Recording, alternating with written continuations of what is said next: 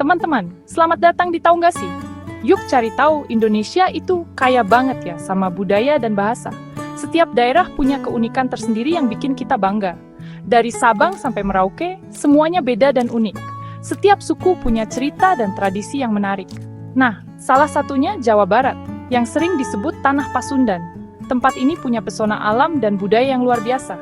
Kenapa disebut gitu? Karena kebanyakan orang di sana suku Sunda dan pakai bahasa Sunda sehari-hari. Bahasa ini jadi identitas mereka. Bahasa Sunda itu bahasa daerah yang masih dipakai dan terus berkembang di Jawa Barat. Dari anak-anak sampai orang tua, semua bisa ngomong Sunda. Orang Sunda pakai bahasa ini buat ngobrol, dari di rumah sama teman sampai urusan di luar. Bahasa ini jadi alat komunikasi utama mereka. Bahasa Sunda itu kuat banget loh. Meski zaman berubah, bahasa ini tetap lestari. Bayangin, dari dulu sampai sekarang masih dipakai. Ini bukti betapa cintanya orang Sunda sama budayanya. Orang tua ngajarin anak-anaknya bahasa Sunda dari kecil. Mereka ingin anak-anaknya tetap kenal dan bangga sama bahasa daerahnya. Jadi, bahasa Sunda itu udah kayak bagian dari diri orang Jawa Barat. Nggak cuma buat komunikasi, tapi juga identitas. Bahasa Sunda bukan cuma buat ngobrol aja, tapi juga nunjukin nilai-nilai dan kebiasaan baik orang Sunda. Ini bagian dari warisan budaya mereka. Setiap kata dan kalimatnya punya arti dan filosofi tersendiri yang mencerminkan kebijaksanaan dan kearifan lokal. Menunjukkan orang Sunda itu ramah, sopan, dan sayang sama keluarga. Mereka menjaga tradisi ini dengan baik. Kita sering dengar Jawa Barat buat nyebut provinsi di sebelah barat Jawa Tengah. Tapi tahu nggak, sebutan Jawa Barat itu sebenarnya nunjukin letaknya aja, bukan budayanya.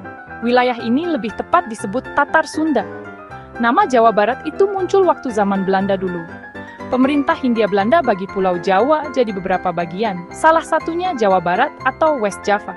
Walaupun namanya Jawa Barat, orang Sunda tetap jaga budayanya. Sebutan Tatar Sunda masih sering dipakai buat nunjukin tanah air orang Sunda. Tatar Sunda itu punya arti yang dalam. Tatar artinya tanah atau wilayah. Sunda ya, suku dan budaya Sunda. Jadi Tatar Sunda lebih tepat buat nyebut tempat tinggal dan tempat budaya Sunda berkembang. Suku Sunda punya sejarah yang panjang dan keren di Indonesia. Mereka adalah salah satu suku terbesar di Nusantara, dengan warisan budaya yang kaya dan beragam. Peradaban Sunda udah ada dari dulu banget, bahkan sebelum banyak peradaban lain muncul di Nusantara. Ada kerajaan Hindu-Buddha kayak Tarumanagara dan kerajaan Sunda. Kerajaan-kerajaan ini memainkan peran penting dalam sejarah awal Indonesia. Tarumanagara, yang berdiri sekitar tahun 400-an Masehi, itu salah satu kerajaan tertua di Indonesia. Kerajaan ini dikenal dengan prasasti-prasasti yang menceritakan kejayaan mereka. Kerajaan ini pusatnya di Bogor dan sekitarnya, dan kuasain sebagian besar Jawa Barat. Mereka membangun banyak struktur dan monumen yang masih bisa kita lihat sampai sekarang. Terus, sekitar tahun 700-an Masehi, muncul Kerajaan Galuh di Ciamis. Kerajaan ini juga punya pengaruh besar di wilayahnya. Kerajaan ini akhirnya gabung sama Kerajaan Sunda, dan jadi Kerajaan Sunda Galuh. Penggabungan ini memperkuat posisi mereka di Nusantara. Kerajaan Sunda Galuh jaya banget sekitar tahun 1400-an sampai 1600-an Masehi, dengan wilayah yang luas dan kekayaan budaya yang melimpah. Wilayahnya sampai ke sebagian besar Jawa Barat dan Banten.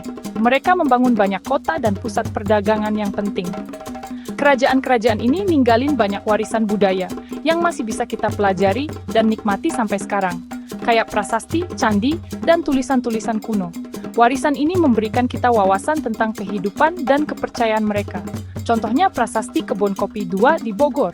Prasasti ini adalah salah satu bukti penting dari sejarah panjang mereka. Prasasti ini ditulis pakai aksara Palawa dan bahasa Sanskerta, yang menunjukkan tingkat peradaban mereka yang tinggi. Ceritanya tentang Raja Tarumanagara yang namanya Purnawarman. Raja ini dikenal sebagai pemimpin yang bijaksana dan kuat, yang membawa kemakmuran bagi kerajaannya. Bahasa dan budaya Sunda nggak cuma ada di Jawa Barat aja loh. Lewat banyak hal, bahasa dan budaya Sunda nyebar kemana-mana, bahkan sampai ke luar negeri. Gimana caranya? Misalnya, lewat pernikahan. Kalau orang Sunda nikah sama orang dari suku lain, bahasa dan budaya Sunda jadi dikenal di keluarga dan lingkungan yang baru.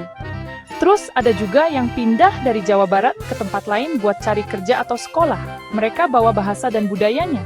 Orang Sunda yang merantau juga tetap ngejaga tradisi dan bahasanya. Jadi nggak langsung ngenalin budaya Sunda ke orang-orang di sekitarnya. Kesenian Sunda kayak wayang golek, angklung, dan jaipongan juga terkenal di mana-mana dan jadi cara buat nyebarin budaya Sunda. Bagian 5. Melestarikan warisan budaya, peran pemerintah dan masyarakat.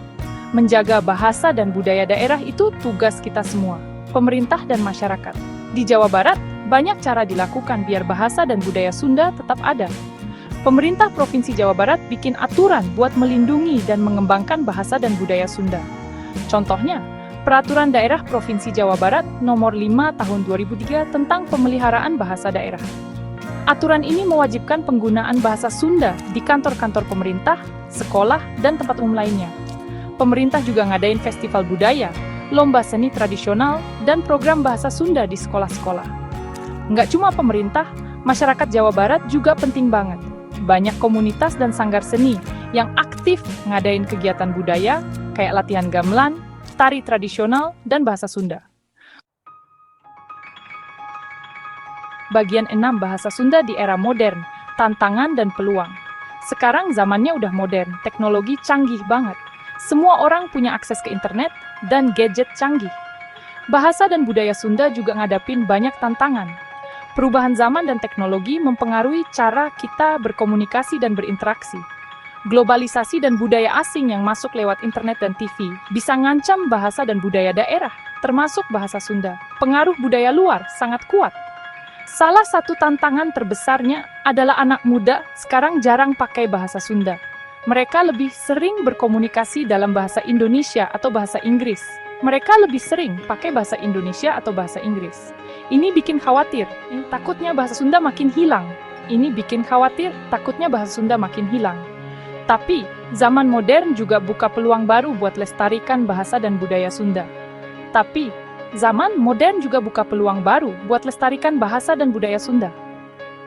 Teknologi internet bisa dipakai buat nyebarin bahasa dan budaya Sunda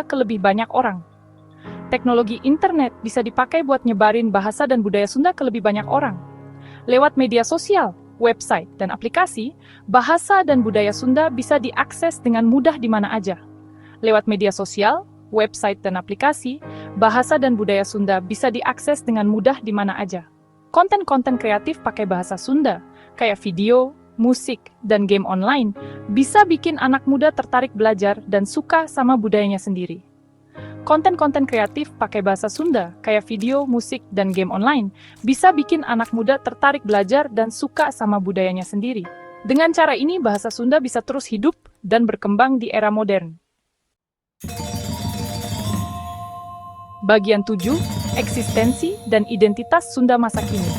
Walaupun banyak tantangan di zaman modern, identitas dan budaya Sunda tetap kuat sampai sekarang. Bahasa Sunda masih dipakai sehari-hari sama orang Jawa Barat. Budaya Sunda juga terus hidup dan berkembang.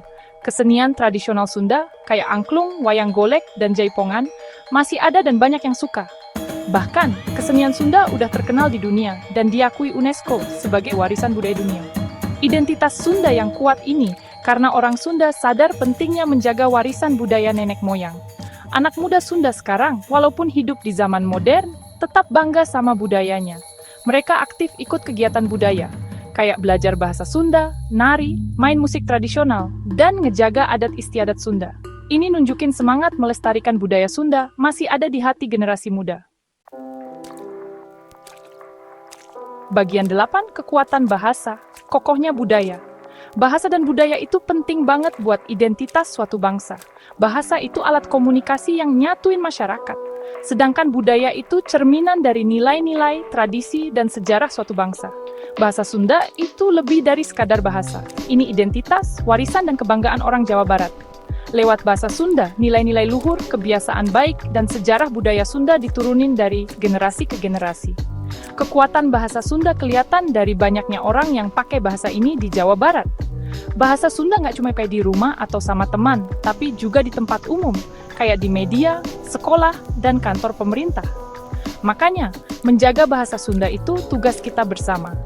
Ayo kita lestarikan bahasa Sunda, biar warisan budaya ini tetap hidup dan berkembang di masa depan.